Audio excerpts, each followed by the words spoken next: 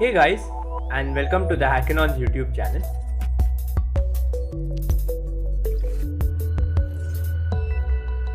Today, we are going to check the best way to return multiple values from a function in Python. So let's get started. So first things first, we are going to work on a simple boilerplate function. That is a simple function. It takes in an argument x and then it adds the number x and saves it in a variable.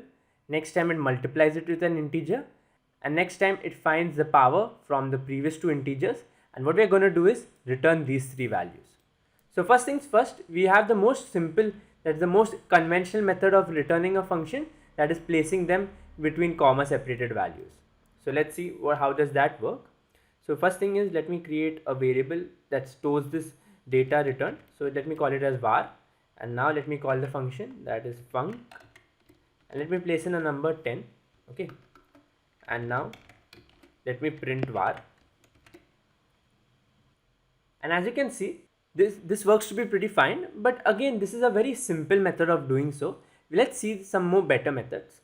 So the first one that we want to check out is the returning function method using a tuple. So basically all we do is wrap the returning functions inside the tuple.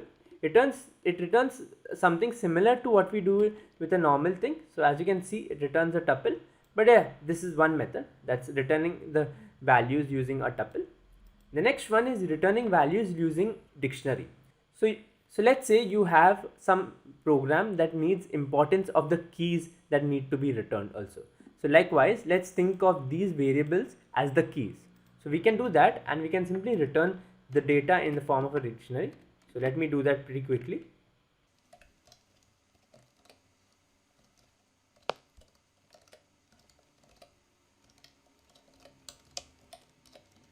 So now what I'm doing is I'm returning a dictionary of key value pairs.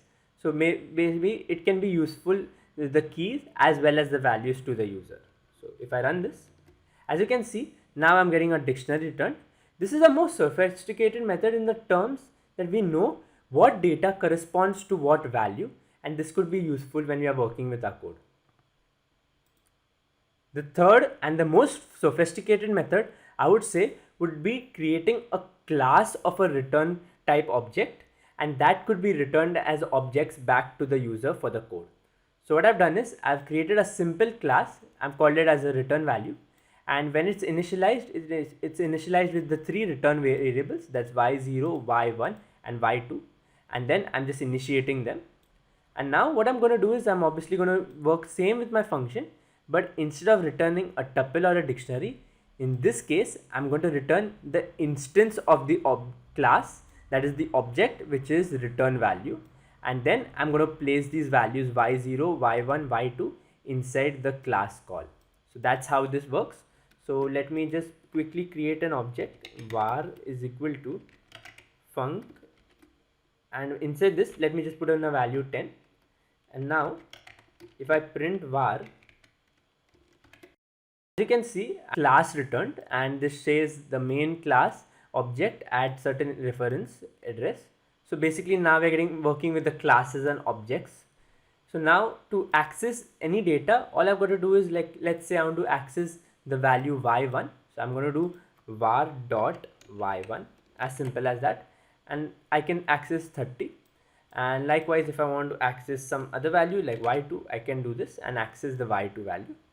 Again, this method is really useful because we are working with classes and objects, and as you know, Python is a highly class oriented and object oriented programming language. So I think creating classes and working with your return values in an object would be the most useful and most efficient method while returning data inside a function. But again, this is a personal recommendation.